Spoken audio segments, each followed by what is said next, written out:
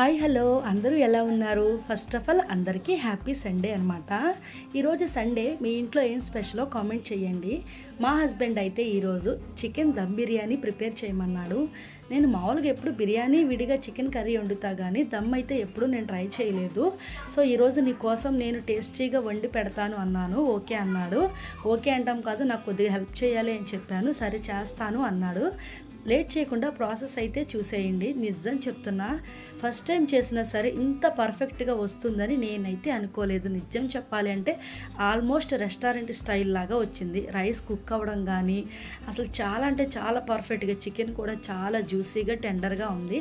ఇంకా లేట్ చేయకుండా ప్రాసెస్ అయితే చూసేద్దాం.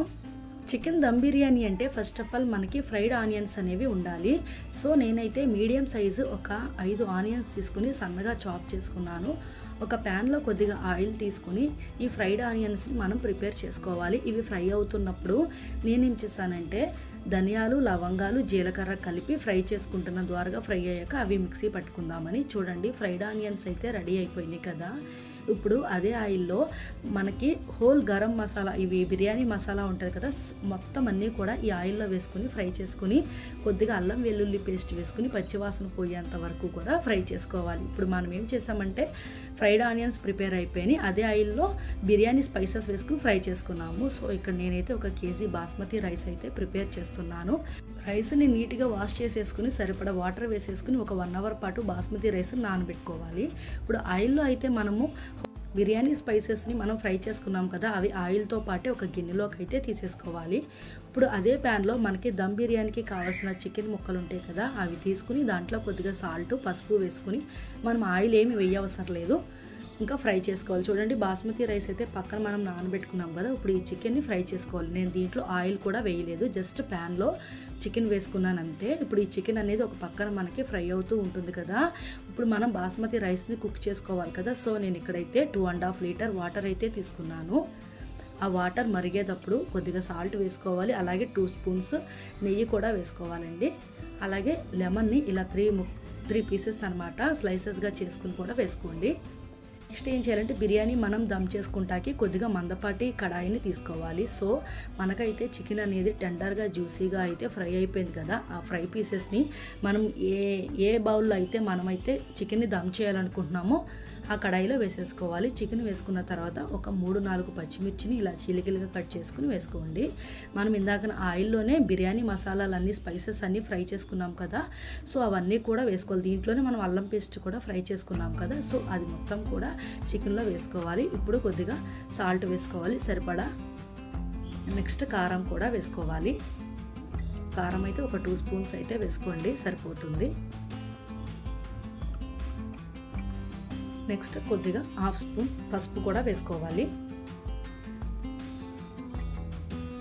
ఒక నిమ్మ చెక్కను కూడా మనం పిండుకుంటే సరిపోతుంది.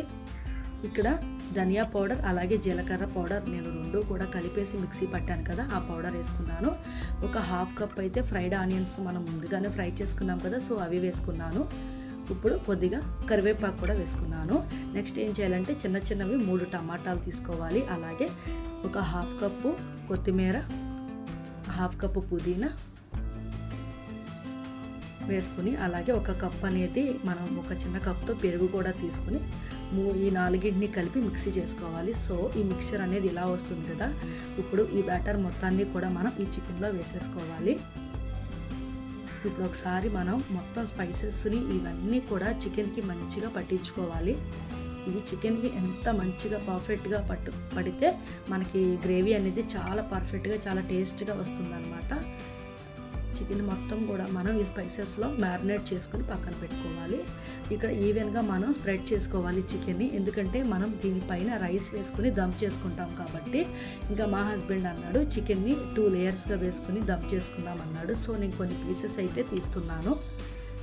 దీనిపైన రైస్ వేసి మరలా చికెన్ ముక్కలు వేద్దామని చెప్పి కొద్దిగా నేను చికెన్ అయితే పక్కన పెట్టాను. ఇప్పుడైతే మనకి చూడండి పక్కన అయితే మనకి ఎసరు అనేది మంచిగా కాగుతుంది కదా. ఈ లెమన్ని తీసివేయాలి మనం పక్కకి తీసేసి. ఇప్పుడు మనం ఒక 1 అవర్ పాటు ముందుగా మనం బాస్మతి రైస్ నానబెట్టుకున్నాం కదా, సో ఆ రైస్ని కూడా వేసేసుకోవాలి. ఆల్రెడీ మనకి 1 అవర్ నానింది కాబట్టి హాఫ్ ఆఫ్ ద రైస్ అనేది ఆల్రెడీ నానిపోయింది. సో ఇక్కడ మనకు ఒక 15 మినిట్స్లో 90% రైస్ అనేది కుక్ అయిపోతుంది. జస్ట్ ఇక మనం దమ్ చేసుకుంటే చాలన్నమాట, రైస్ పర్ఫెక్ట్గా కుక్ అయిపోతుంది. ఇప్పుడు చూడండి, ఇంకా నేనైతే రైస్ అనేది 90% కుక్ అయ్యాక నీళ్లు మొత్తం ఉంచేసేసాను. ఇప్పుడు చికెన్ మనం ఈవెన్గా స్ప్రెడ్ చేసుకున్నాం కదా, అదే కడాయిలో ఒక లేయర్గా రైస్ అయితే వేసుకుంటున్నాము. మందపాటి గిన్నె తీసుకోవాలి, లేదంటే అడుగంటుతుంది, బాగోదు. ఇప్పుడు రైస్ని ఈవెన్గా మనం స్ప్రెడ్ చేసుకోవాలి.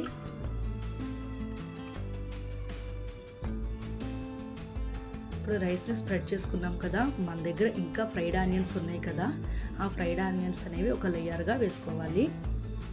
ఫ్రైడ్ ఆనియన్స్ అనేవి దమ్ బిర్యానీకి మంచి టేస్ట్ని ఇస్తాయి. అలాగే కొద్దిగా కొత్తిమీర కూడా వేసుకోవాలి. నెక్స్ట్ కొద్దిగా పుదీనా, ఇవన్నీ కూడా ఒక లేయర్గా వేసుకోవాలి. అలాగే ఫుడ్ కలర్, నేను ఎల్లో కలర్ యూజ్ చేస్తున్నాను, సో అది కూడా ఒక లేయర్గా వేసుకోవాలి. చూడండి ఎంత చాలా అంటే చాలా పైకి ఎంత బాగా కనిపిస్తుందో. అలాగే నేను కొద్దిగా చికెన్ అయితే అట్టి పెట్టుకున్నాను కదా, అది నెక్స్ట్ లేయర్గా వేస్తున్నాడు మా హస్బెండ్. ఆ మిగతా చికెన్ కూడా లేయర్గా అయితే వేసేసాను. నెక్స్ట్ మళ్ళీ దీనిపైన మనం ఇంకా రైస్ ఉంటుంది కదా, అది కూడా మనం ఇంకో లేయర్గా వేసుకోవాలి. ఇలా ఉన్న చికెన్ బట్టి మనం ఇంకా ఉన్న ఫ్రైడ్ ఆనియన్స్ని బట్టి రైస్ అనేది మనం స్ప్రెడ్ చేసుకుంటూ ఉండాలి. సో దీనిపైన ఇంకా మరలా మనకి ఫ్రైడ్ ఆనియన్స్ ఉన్నాయి కాబట్టి అవి కూడా వేసుకోవచ్చు. వేసుకుని మరలా కొత్తిమీర, పుదీనా వేసుకోవాలి. ఇక్కడ ఏంటంటే మనం రైస్ కుక్ అయ్యేటప్పుడు ఆ వాటర్ ఉంటాయి కదా, గంజి అంటారు కదా, సో ఆ గంజిని ఒక టీ గ్లాస్తో తీసుకోవాలి. తీసుకుని ఈ రైస్ మనం పెట్టుకునేటప్పుడు స్ప్రెడ్ చేసుకుంటూ ఉండాలి. ఫైనల్గా లాస్ట్ లేయర్కి ఇంకా మా హస్బెండ్ అయితే ఫ్రైడ్ ఆనియన్స్, అలాగే పుదీనా, కొత్తిమీర అన్నీ కూడా ఫైనల్గా వేస్తున్నాడు అనమాట.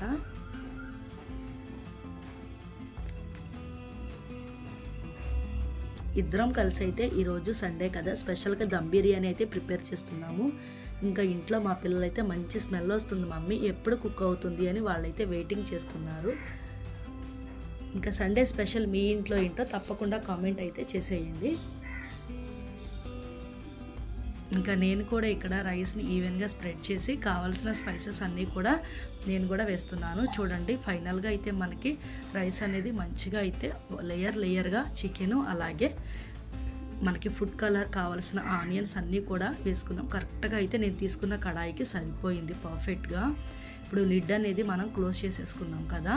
ఇంకా మళ్ళీ మర్చిపోయాను, మనం ఇక్కడ ఫైనల్గా కొద్దిగా నెయ్యి కూడా వేసుకుంటే ఇంకా బిర్యానీ అనేది మంచి టేస్ట్, మంచి ఫ్లేవర్ అయితే వస్తుంది. సో ఫైనల్గా ఒక 2 స్పూన్స్ నెయ్యి కూడా వేసుకున్నాము. ఇంకా లిడ్తో నీట్గా కవర్ చేసేసుకోవాలి.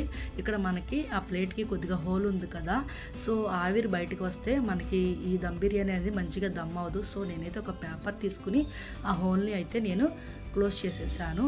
ఇంకా ఇప్పుడు స్టవ్ని ఇంకా సిమ్లో పెట్టేసుకుని ఒక 15 మినిట్స్ లేదా 20 మినిట్స్ నీట్గా కవర్ చేసేసుకుని లిడ్తో స్లోగా ఇంకా మనం దమ్ చేయించుకోవాలి. ఒక 15 మినిట్స్ పాటు వదిలేస్తే మనకి చికెన్ అనేది మంచిగా కుక్ అయ్యి రైస్ అనేది దమ్ అవుతుంది. చాలా అంటే చాలా బాగుంటుంది. చూడండి, పైకి ఆవిరి అనేది రాకుండా లిడ్ కవర్ చేసేసాను కదా, ఇంకా ఆవిరి లోపలే ఉండి రైస్ అనేది పర్ఫెక్ట్గా కుక్ అవుతుంది. ఇంకా ఎక్స్ట్రా కొద్దిగా చికెన్ తీసుకున్నాడు మా హస్బెండ్, కొద్దిగా గ్రేవీగా ఉండు అని చెప్పి రైస్లో కలుపుకుంటా కూడా బాగుండిద్ది అన్నాడు. సో నేను పక్కనైతే చికెన్ కర్రీ కూడా ప్రిపేర్ చేస్తున్నాను. చూసారు కదా, ఇంకా టేస్టీ దమ్ బిర్యానీ అయితే రెడీ అయిపోయింది. నిజం చెప్తున్నాను, ఫస్ట్ టైం చేసినా సరే ఇంత పర్ఫెక్ట్గా వస్తుందని నేను అనుకోలేదు. చికెన్ ఎంత ఈవెన్గా కుక్ అయిందో అసలుకి చాలా అంటే చాలా టేస్ట్గా ఉంది. మీలో ఎంతమందికి దమ్ బిర్యానీ అంటే ఇష్టమో కామెంట్లో అయితే చెప్పండి. మా పిల్లలకి చాలా బాగా నచ్చింది, అలాగే మా హస్బెండ్ కూడా చాలా బాగుందన్నాడు. మీరు కనుక ఫస్ట్ టైం మన ఛానల్ చూస్తున్నట్లయితే ప్లీజ్ లైక్ చేయండి, షేర్ చేయండి, సబ్స్క్రైబ్ చేసుకోవడం మాత్రం మర్చిపోవద్దు. మా సండే అయితే ఇలా గడిచిపోయింది. ఇంకా మీ ఇంట్లో స్పెషల్ ఏంటో కూడా కామెంట్ చేసేయండి. Do follow for more videos. Bye.